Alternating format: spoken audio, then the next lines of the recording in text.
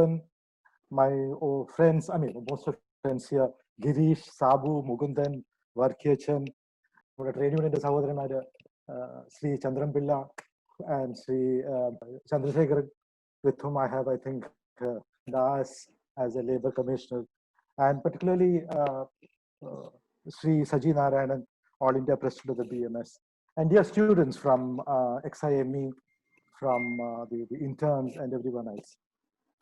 Let me first compliment the Kerala State Productivity Council for organizing this sort of a discussion. I think it is very timely, very pertinent, because of course we are just coming out of a lockdown, and there have been directions by the government of India. There have been directions through the DMS, the Disaster Management Act, to the employers who went up, as they said in the introduction, to the courts. And the Supreme Court has recently given a judgment on it.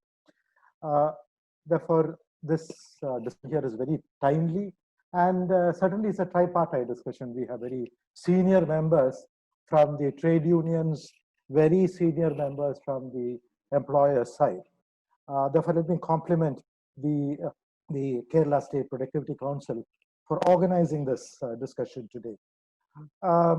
I think I should begin my discussion with recalling Sri R. Venugopal, the founder of the BMS, who died last week. I'm terribly sorry I couldn't be there during his death. But when I first became Labour Commissioner Kerala after being transferred from District Collector Ernakulam, I had no clue about industrial relations at all. I had no clue what labor-employer relations meant. At that time, he was already the founder of the BMS. The BMS at that time was a small organization state. And I held a number of, as Girish and others will tell you, as a Labour Commissioner, I held a lot of conciliation conferences directly myself, many hundreds. And one of the first, and Sri Venugopal was already then much older. He was, I think, already in the 50s at that time. I was fairly young, much younger than I am today. And one of the first bits of advice that Venugopal ji gave me, I've always found him a highly mature trade union leader, very balanced trade union leader. I don't subscribe, of course, to his political views at all.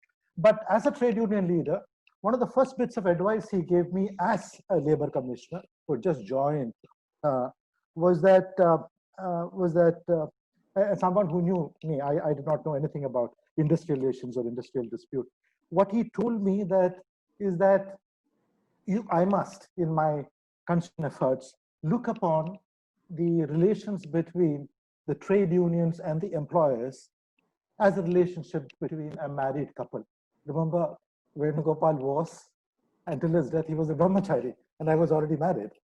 But he told me that the relationship within an industry, within each establishment, is like the relationship, ഒരു കുടുംബത്തിലെ relationship പോലെ, ഒരു ഭാര്യ ഭർത്താവ് തമ്മിലുള്ള ബന്ധം പോലെയാണ്. There will be quarrels and fights between them. There will be misunderstandings. There will be love making. But remember that in that relationship, all of us, including him, including me, including all of us, are outsiders. Trade union leaders included are outsiders. It is those who work there, the employer and the employee is there. It is their relationship that we are looking at. And the other day I went for my niece, Jose K. Mariയുടെ മകളുടെ കല്യാണത്തിന് പാലായിൽ പോയപ്പോൾ അവിടുത്തെ bishop കല്ലറങ്ങിയായിട്ട് ഒത്തുകല്യാണം എന്നുള്ള വാക്ക് ഉപയോഗിച്ചു. ഒത്തുകല്യാണത്തിന്റെ വ്യാഖ്യാനം പറഞ്ഞു, രണ്ടുപേരും കൂടി ഒക്കുന്നതാണ്. അത് തന്നെയാണ് വേണുഗോപാൽ ജി 10-30 വർഷം മുമ്പ് പറഞ്ഞത്. തൊഴിലാളിയും തൊഴിലുടമയും തമ്മിൽ ഒക്കുന്നതാണ് ഒരു വ്യവസായത്തിന്റെ മുന്നോട്ടുള്ള പോക്ക് എന്ന്. So all of us from the outside, നമുക്ക് അവരെ ഉപദേശിക്കാം, we can advise them, we can guide them, നമുക്ക് അവരെ നിർദ്ദേശിക്കാം, നമുക്ക് അവരെ സമ്മർദ്ദം വേണമെങ്കിൽ ചെലുത്താം, നമുക്ക് വേണമെങ്കിൽ അല്പം നിർബന്ധിക്കുകയും ചെയ്യാം. പക്ഷേ അവസാനം നമ്മളെല്ലാവരും പിന്മാറും, അവർക്കാണ് അവരുടെ ജീവിതം കൊണ്ടുപോകേണ്ടത് എന്നുള്ള ആ ഒരു അടിസ്ഥാന കാര്യം he reminded me, and that ultimately it is they who will make or break the industry. We don't want them to break the industry, because ultimately we want the industry to survive. I've been critical of the Supreme Court judgment. ഒരുപാട് പേര് They said that the Supreme Court is merely postponing taking a decision, a legal decision on this matter. It is just ask the employers and the workers to come together and discuss things and settle it. While of course a lot of the decisions of the Supreme Court over the recent years has faced criticism, and there have been criticism that they have been too quick in hearing some judgments and too slow in hearing other judgments, and that therefore there's a criticism that, like all institutions, the judiciary has also faced a lot of criticism. In this case, I think I will go with what the Supreme Court has decided. What the Supreme Court has essentially decided is what Venugopalji told me earlier. This is, we are all outsiders. We can't come and decide that you so much, you don't pay so much. It's for the industry to decide. It's for each establishment to decide how much can be paid and how much cannot be paid. See, the lockdown started on March 24th without much of a notice, and it brought in a lot of problems in its wake. All the industries were asked to close down. It was done, to my mind, very quickly, and therefore there was not enough planning. There was no discussion, particularly with the industry, etc. And then came the two orders that we are talking about today. The DO letter to the chief secretaries from the government of India. All the employers should be asked to pay the full wages. It was followed by the decision under the Disaster Management Act on 29th March, which gave a legal to the DO letter. Now, the country was at a standstill during the period. All the industries came to a standstill during the period. ഒരുപാട് നഷ്ടങ്ങൾ സംഭവിച്ചിട്ടുണ്ട്. വ്യവസായങ്ങൾ പൂട്ടിപ്പോയിട്ടുണ്ട്. നമ്മൾ വലിയ വലിയ വ്യവസായങ്ങളെ പറ്റി മാത്രമല്ല സംസാരിക്കുന്നത്. ഈ നിയമം, ഈ DMA-യിൽ ഇഷ്യൂ ചെയ്ത ഓർഡർ 10 തൊഴിലാളികളുള്ള ഒരു സ്ഥാപനം, ഒരു വാണിജ്യ സ്ഥാപനത്തിനും ബാധകമാണ്. അതുകൊണ്ട് ഒരുപാട് ലക്ഷ വ്യവസായങ്ങളും സ്ഥാപനങ്ങളും ഇതിനെ ബാധിക്കുന്നതാണ്. ആ ഒരു സാഹചര്യത്തിലാണ് ഈ തീരുമാനത്തിനെ സുപ്രീം കോടതി താൽക്കാലികമായിട്ട് നിർത്തി. നിങ്ങൾ ചർച്ച ചെയ്ത്, നിങ്ങൾ ഭാര്യ ഭർത്താവാണ്, അവർ സുപ്രീം കോടതി ആ വാക്ക് ഉപയോഗിച്ചിട്ടില്ല, പക്ഷെ നിങ്ങൾ ചർച്ച ചെയ്ത് ഇതിനകത്ത് ഒരു തീരുമാനം ഉണ്ടാക്കൂ എന്ന് പറഞ്ഞിരിക്കുന്നത്. ഇതിനകത്ത് ഏറ്റവും ആദ്യത്തെ ചോദ്യം നമ്മുടെ മുമ്പിൽ ഈ 50 ദിവസമാണ് ഇതിനകത്ത് പ്രസക്തിയായിരിക്കുന്നത്. മെയ് 18-ന് ഒരു മാസം മുമ്പ് ഈ നിയമം അതിനുശേഷം ഇത് ബാധകമല്ല എന്നുള്ള ഓർഡർ വന്നു. 50 ദിവസത്തേക്ക് മാത്രമാണ് ഇത് ബാധകമുള്ളത്. ഈ 50 ദിവസത്തേക്ക് നമ്മുടെ തൊഴിലാളികൾക്ക് അവരുടെ വേതനത്തിന് അവർക്ക് അവകാശമുണ്ടോ? യാതൊരു സംശയവുമില്ല, അവകാശമുണ്ട്. 100% അവകാശമുണ്ട്. 100%. No doubt about that. അവർ നമ്മളെ പോലെയുള്ളവർ പോലും ബുദ്ധിമുട്ടിലാകുമ്പോൾ, വ്യവസായങ്ങൾ ബുദ്ധിമുട്ടിലാകുമ്പോൾ നമ്മുടെ തൊഴിലാളികൾ എത്രമാത്രം ബുദ്ധിമുട്ടിലായിരിക്കും എന്ന് ഞാൻ പറയേണ്ട ആവശ്യമില്ല. അവർ workers deserve to get wages during the period of time. They are living a hand-to-mouth existence. We have seen the plight of the migrant workers, so many of whom died, so many of whom were prepared to walk 500-600 kilometers to go home. We can't walk 5 kilometers, 6 kilometers. They're prepared to walk 600 kilometers. It is that sort of a situation. So they cannot survive wages. They deserve to be paid their wages. There is no doubt about that. We cannot heap hardships upon the workers. So if the wages have to be paid, then the question arises, who has to foot the bill for this? That is, I think, the most important issue that we face today. We cannot blame the employers for what has happened for closing the industry. This is not a lockout. We can't blame the workers. It's lockdown. It's a government-ordered lockdown. It's something that, of the three parties, the one party which should have discussed with the others and come to a conclusion, it is the government that ordered it. So the question is this something, especially the relationship between the employers and the employees, which is, as Venugopalji told me many years ago, is this something that you and I, or a labor commissioner, or a state government, or the central government, or the National Executive Committee of the under the Disaster Management Act, is it something they can decide? And can they decide without any consultation whatsoever? As somebody who has had a bit of experience in this trend, let me say no. This is between the worker and the employer. This is between the trade unions and the employers' organizations.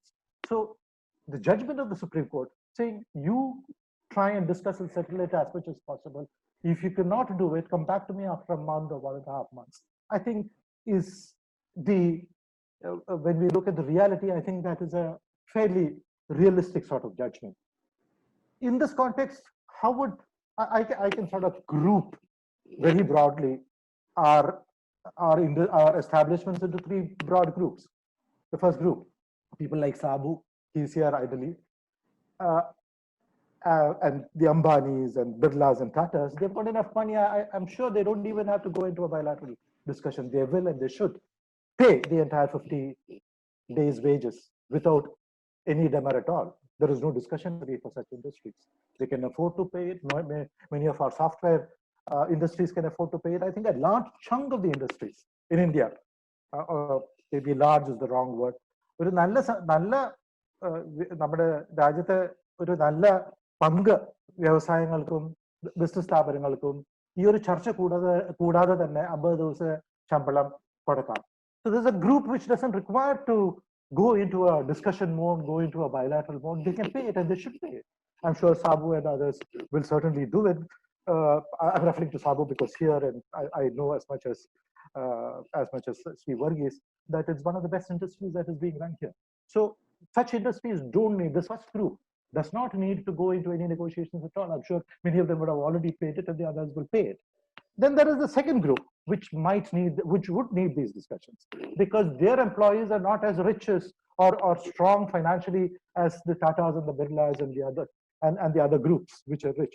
They have made heavy losses during this lockdown period, this 2-month, 3-month lockdown period, and they have suffered as much in terms of financial losses as very much in terms of losses, and they might have to close down their industry if they have to pay the wages.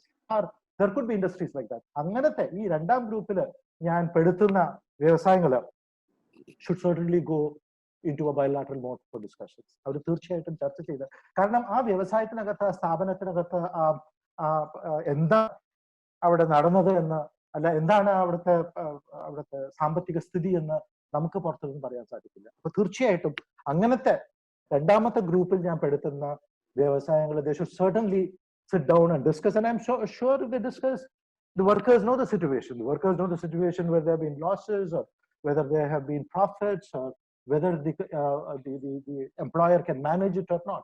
We can't sit and say that. Neither the Supreme Court, nor the Government of India, nor the Disaster Management Act, the National Executive can say that.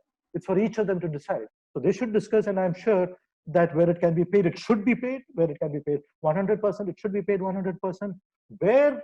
Where concessions have to be made here and there, the workers know what the situation of the industry was, the establishment was, and certainly that sort of a discussion will end in a settlement.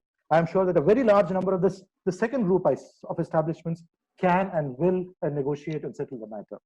Then there comes a third group who are not, for various reasons, because of misunderstandings between the employer and the employees, because of various other factors, are unable to settle that. That is the only group, the third group that we have to be bothered about. And that is where I think the government needs to step in, the conciliation machinery needs to step in, the courts need to step in, and in the rest of the cases, the matter will be resolved. And this number, I can't put a figure to it, but maybe 20-30% may have to go beyond the bilateral mode. It may have to go into a tripartite conciliation mode. It may have to go beyond that to other to decisions that the government, in consultation with the trade unions and the managements, can take. And how should the government come into this picture? Since it is the government that ordered the lockdown and the closure and issued the DO letter, there is a moral and ethical responsibility on the government to help the situation and ensure that the workers receive their wages. ആ ഒരു ബാധ്യത, ആ ഒരു ഉത്തരവാദിത്തം, ആ ഒരു കടമ സർക്കാരിന്റെ മേത്തുണ്ട്. ഇത് ഒരു ചർച്ചയിൽ ഇരുന്നിട്ട് എല്ലാവരോടും പറഞ്ഞ് ആലോചിച്ചിട്ടല്ല ഈ ക്ലോസ് ഡൗൺ ഉണ്ടായത്. അത് വെച്ചിട്ടല്ല ഈ DO ലെറ്റർ പോയത്. അത് ആരോടും സംസാരിച്ചിട്ട്, ട്രേഡ് യൂണിയനുമായിട്ട് സംസാരിച്ചിട്ടല്ല ഡിസാസ്റ്റർ മാനേജ്മെന്റ് ആക്ടിന്റെ കീഴിൽ ആ നിർദ്ദേശം നൽകിയത്. So there is no doubt that there is a moral responsibility, there's an ethical responsibility on the government to help in the payment of wages of at least those employers who cannot help pay the wages, because wages, to the extent possible, should be paid to the workers because they have to survive. It is therefore my view is that the government has stepped in, at least in a few of the cases, at least those 10, 15, 20, I can't say how much, where the matter cannot be resolved. It doesn't belong to group 1 or group 2, which I explained earlier. The government cannot absolve itself of the responsibility of what it has done of passing an order under the Disaster Management Act without consultation. Disaster Management Act ഒരു നല്ല ആക്ടാണ്. അത് ഒരു അടിച്ചമർത്തലിന്റെ ഉപകരണമായിട്ട് മാറ്റാൻ പാടില്ല. തൊഴിൽ ഉടമകളെ അടിച്ചമർത്താൻ പാടില്ല, തൊഴിലാളികളെ ഒട്ടും അടിച്ചമർത്താൻ പാടില്ല. ഇന്ന് അത് ആലോചിച്ച് അതിന്റെ ഭവിഷ്യത്തുകൾ മനസ്സിലാക്കിയിട്ട് വേണം ആ ആക്ട് കൈകാര്യം ചെയ്യാൻ. വളരെ വളരെ ഒരു എന്താ പറയുക, ഒരു വളരെ വളരെ ശക്തിയേറിയ ഒരു ആക്ട് ആണ്. അത് നമ്മൾ വളരെ വളരെ വളരെ സൂക്ഷിച്ചു വേണം ആ ഡിസാസ്റ്റർ മാനേജ്മെന്റ് ആക്ട് കൈകാര്യം ചെയ്യാൻ. അതുകൊണ്ട് കോവിഡ് അതിന്റെ ഒരു കഴിവായിട്ട് നമ്മൾ കണക്ക് കൂട്ടില്ല. അത് ഒരു സർക്കാരും കണക്ക് കൂട്ടാൻ പാടില്ല. കോവിഡിന്റെ മറവില് we should not use COVID as a cover to increase the time of workers to 12 hours. Can you imagine it? I mean, imagine sitting and talking for 12 hours. We can't do that. To ask a worker to work for 12 hours is almost, I mean, I can't even contemplate that. I think we passed that 150 years ago. We came to the 8 hours work, 8 hours rest, 8 hours sleep. I think many a century or more ago. And to ask workers to go back to that 12 hours work is totally unacceptable. And I'm glad, as Sri Kadavan said, that the Director General of the IAS intervened in the matter. The Director General of the ILO wrote a letter at the of the trade unions, some of the trade unions sitting here, wrote a letter to the PM to request the central government to withdraw, to amend these anti-labor issues. So the point I'm making is that there is a responsibility upon the third party in this tripartite structure, government, employees, and trade unions. There is a responsibility on that third party. എന്ന് പറഞ്ഞാൽ സർക്കാരിന് ഇതിനകത്ത് ഒരു ഉത്തരവാദിത്വം ഉണ്ട്. അത് കഴുകി കളയാൻ പറ്റില്ല. നമുക്ക് പല രീതിയിലും ആ തൊഴിലുടമകൾക്ക് കൊടുക്കാൻ പറ്റാത്ത, അല്ലാതെ ഒരു സംസാരത്തിൽ കൂടെ, ചർച്ചയിൽ കൂടെ, ഒരു അനുരഞ്ജനത്തിൽ എത്താൻ പറ്റാത്ത തൊഴിൽ സ്ഥാപനത്തിനെ കുറിച്ച് സർക്കാർ തന്നെ മുന്നോട്ട് വന്ന് അതിന്റെ ബാധ്യതകളുടെ ഒരു ഭാഗമെങ്കിലും അത് കയ്യിലെടുക്കണം. ഇപ്പൊ നമുക്ക് പ്രധാനമന്ത്രിയുടെ PM കെയർസ് ഫണ്ട്, പ്രധാനമന്ത്രിയുടെ കരുതൽ ഫണ്ട് ഉണ്ട്. അതിനകത്ത് ഒരുപാട് ദശലക്ഷമായ കോടികളുണ്ടെന്ന് മനസ്സിലാക്കുന്നു. അതിൽ നിന്ന് ഉപയോഗിക്കാം. അല്ലെങ്കിൽ നമ്മുടെ ഡിസാസ്റ്റർ മാനേജ്മെന്റ് ആക്ട് പ്രകാരം തന്നെ ഒരു ഡിസാസ്റ്റർ നാഷണൽ ഡിസാസ്റ്റർ ഫണ്ട് രൂപീകരിക്കാനുള്ള അധികാരം സർക്കാരിന്റെ കീഴിലുണ്ട്. ഈ അധികാരങ്ങൾ നല്ല കാര്യത്തിന് വേണ്ടി, തൊഴിലാളികളെയും തൊഴിലുടമയും വ്യവസായത്തിനെയും സംരക്ഷിക്കാൻ വേണ്ടിയിട്ട് ഉപയോഗിക്കുന്നതായിരിക്കും ഏറ്റവും നല്ലത് എന്ന് ഞാൻ ഈ ഇതിൽ എടുത്തു പറയാൻ കഴിയുന്നു. PM കെയർ എന്ന് ഉപയോഗിക്കാം. മറ്റുള്ള രീതികളിൽ ഗവൺമെന്റിന്, അല്ലെങ്കിൽ ഗവൺമെന്റിന്റെ വേറെ രീതികളിലൊക്കെ ഗവൺമെന്റിന് പണം, if the government wants to raise funds, it can raise funds in so many ways. Taxes, cess, KIIFB പോലെയുള്ള സ്ഥാപനങ്ങൾ പല രീതിയിലും ലോണും അതുമായിട്ട് സർക്കാരിന് പണം റേസ് ചെയ്യാൻ പറ്റും. അത് ഉപയോഗിച്ചുകൊണ്ട്, അങ്ങനെ ചെയ്തുകൊണ്ട് സർക്കാരിൽ നിക്ഷിപ്തമായിട്ടുള്ള ആ അധികാരങ്ങൾ തൊഴിലാളികളുടെ, വ്യവസായത്തിന്റെ, തൊഴിലാളികളുടെ ഞാൻ പറയില്ല, തൊഴിലാളികളില്ലെങ്കിൽ വ്യവസായമില്ല, വ്യവസായത്തിന്റെ രക്ഷയ്ക്ക് വേണ്ടി ഉപയോഗിക്കണം. അത് നിന്നാതെ ഒരു വലിയ ഭീമമായിട്ടുള്ള ഒരു ബില്ല് ചെറിയ കുറച്ച് തൊഴിലുടമകൾക്കെങ്കിലും കൊടുക്കേണ്ടി വന്ന് അത് വ്യവസായം നിന്നു പോകാനായിട്ട് നമ്മൾ സമ്മതിക്കരുത്, അത് സർക്കാർ സമ്മതിക്കരുത് എന്നാണ് എനിക്ക് പറയാനുള്ളത്. The National Disaster Management Fund can be set up and be used for the purpose. ഒരു ക്വിക്ക് ഫോർമുല നമ്മുടെ ട്രൈപാർട്ടിറ്റ് എന്ന് പറയുന്നു. കൊടുക്കാൻ പറ്റാത്തവരുടെ മുഴുവൻ സർക്കാർ കൊടുക്കണമെന്ന് ഞാൻ പറയില്ല. എല്ലാവർക്കും അതിനകത്ത് ത്യാഗം വേണം. മൂന്നിലൊന്നോ 50 എന്തെല്ലാം ഫോർമുല നമുക്ക് ചെയ്യാൻ പറ്റും, അത് നമുക്ക് ഇവിടെ ഒന്നും ചെയ്യാൻ പറ്റില്ല. അത് പിന്നീട് ഈ ഒന്നാം ഗ്രൂപ്പും രണ്ടാം ഗ്രൂപ്പും കഴിഞ്ഞിട്ട് അവശേഷിക്കുന്നവരുടെ കേസിൽ മാത്രം നമുക്ക് ചിന്തിച്ചാൽ മതി. കേരളത്തിലാണെങ്കിൽ IRCs ഉണ്ട്. ഇപ്പൊ എപ്പോഴും ഉണ്ടോന്ന് ഞാൻ വിശ്വസിക്കുന്നു. പണ്ട് ഞാൻ കമ്മീഷൻ 5-6 കൊല്ലം ആയിരുന്ന കാലത്ത് ഇൻഡസ്ട്രിയൽ റിലേഷൻസ് കമ്മിറ്റീസ് ഉണ്ടായിരുന്നു. പ്ലാന്റേഷൻ ലേബർ കമ്മിറ്റി എപ്പോഴും ഉണ്ടെന്ന് വിചാരിക്കുന്നു. അന്ന് കയറിന്റെ കമ്മിറ്റി ഉണ്ടായിരുന്നു, ഒരുപാട് കമ്മിറ്റികൾ ഉണ്ടായിരുന്നു. അന്ന് വളരെ ശുഷ്കാന്തിയോടുകൂടെ നടന്ന കമ്മിറ്റികളാണ്. എപ്പോഴും അങ്ങനെയാണെന്നുള്ള വിശ്വാസത്തിലാണ് ഞാൻ ഇരിക്കുന്നത്. അതിലെല്ലാം ഒരു ഇൻഡസ്ട്രി വൈഡ് സെറ്റിൽമെന്റും ആകാൻ സാധിക്കും. അത് അത് അത് തീർച്ചയായിട്ടും അതിനുള്ള ഒരു ഒരു ഒരു ഒരു ഒരു ഒരു ഒരു എന്താ പറയാ, അതിന്റെ ഒരു ചരിത്രം നമ്മുടെ കേരളത്തിലുണ്ട്. അത് അത് പക്ഷെ ഇത് ഈ രീതിയിൽ മുന്നോട്ട് പോകണം എന്ന് മാത്രമാണ് ഞാൻ ഈ ആമുഖമായിട്ട് ഉദ്ഘാടനത്തിന്റെ ആവശ്യമില്ല എങ്കിലും എന്നോട് ചെയ്യാൻ പറഞ്ഞതുകൊണ്ട് ഈ ആമുഖമായിട്ട് ഈ എനിക്ക് തന്നിരിക്കുന്ന സമയത്തിൽ ഞാൻ പറയാൻ ഉദ്ദേശിക്കുന്നത്. വീണ്ടും ഞാൻ ശ്രീ വേണുഗോപാൽ ആശയത്തിലേക്ക് പോവുകയാണ്. ഒരു വ്യവസായത്തിനകത്തുള്ള ബന്ധങ്ങള് ഒരു ദാമ്പത്തിക ബന്ധം പോലെയാണ്. ഒരു സ്ത്രീയും പുരുഷനും തമ്മിൽ, വിവാഹത്തിനുള്ളിലെ സ്ത്രീയും പുരുഷനും തമ്മിൽ ബന്ധമാണ്. അതിനകത്ത് പുറത്തു നിന്ന് നമുക്ക് കുറെ സഹായിക്കാം. ഒന്നും പറ്റിയില്ലെങ്കിൽ മാത്രമേ നിയമവശത്തേക്ക് പോകാൻ പാടുള്ളൂ.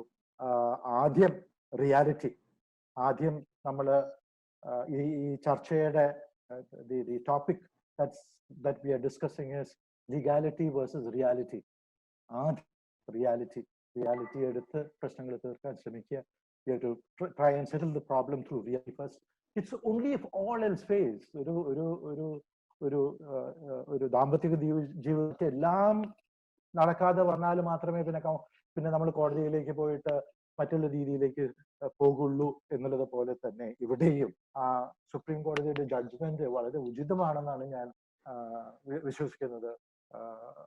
ഡിസാസ്റ്റർ മാനേജ്മെന്റ് ആക്ടിന്റെ കീഴിൽ ഒരു കമ്മിറ്റി എടുക്കേണ്ട തീരുമാനമല്ല ഇത് തൊഴിൽ ബന്ധത്തിന്റെ തീരുമാനമാണ്. അത് 5-6 പേര് കൂടിയിട്ട് ഉദ്യോഗസ്ഥന്മാരോ അല്ലെങ്കിൽ എക്സ്പേർട്സ് എന്ന് നമ്മൾ സ്വയം വിശേഷിപ്പിക്കുന്ന നമ്മൾ ഇരുന്ന് എടുക്കേണ്ട തീരുമാനമല്ല. അത് ഓരോരുത്തരും ഓരോ കുടുംബം എന്നതുപോലെ ഓരോ വ്യവസായത്തിലും എടുക്കേണ്ട തീരുമാനങ്ങളാണ്. അതുകൊണ്ട് തീർച്ചയായിട്ടും ആ റിയാലിറ്റി എന്താണെന്ന് മനസ്സിലാക്കിക്കൊണ്ട് ഓരോ സ്ഥാപനത്തിന്റെയും റിയാലിറ്റി, 10 പേര് തൊഴിലാളികൾ മാത്രമുള്ള എത്രയോ സ്ഥാപനങ്ങളുണ്ട് സ്റ്റാഫ്സ് ഇൻകം എസ്റ്റാബ്ലിഷ്മെന്റ് ആക്ട്. അവർക്കൊക്കെ എന്ത് ചെയ്യാൻ പറ്റും? അവരവരുടെ ജോലി ചെയ്യുന്ന തൊഴിൽ ഉടമയുടെ അത്ര തന്നെ പല ബുദ്ധിമുട്ട് അനുഭവിക്കുന്നവരാണ്. അവർക്കൊക്കെ ഇത് നല്ലതാണ്. ചർച്ച ചെയ്തുകൊണ്ട് തൊഴിലാളിക്കും അറിയാം, തൊഴിലുടമയ്ക്ക് അറിയാം എത്ര സാധിക്കും, എത്ര സാധിക്കില്ല. അത് വെച്ച് ചർച്ച ചെയ്ത് തീരാൻ ശ്രമിക്കുന്നത് അവശേഷിക്കുന്നത് മാത്രം കോടതികളിലും മറ്റുള്ള വേദികളിലേക്കും പോകട്ടെ എന്നാണ് എൻ്റെ ഒരു അഭിപ്രായം. ഞാൻ കേരള പ്രൊഡക്റ്റീവ് കൗൺസിലിനെ അഭിനന്ദിക്കുന്നു. നിങ്ങളിത് പെട്ടെന്ന് കാലോചിതമായിട്ട് ഒരു ചർച്ച വെച്ചത് വളരെ വളരെ നന്നായി. വളരെ കോംപ്ലിമെന്റ് ദം. ആൻഡ് എന്നോട് ഉദ്ഘാടനം പറഞ്ഞത് കൊണ്ട് ഞാനത് ഉദ്ഘാടനം ചെയ്യുന്നു എന്ന് പറയുന്നു. ഉദ്ഘാടനത്തിന്റെ ആവശ്യമൊന്നുമില്ല. Thank you very much. Thanks for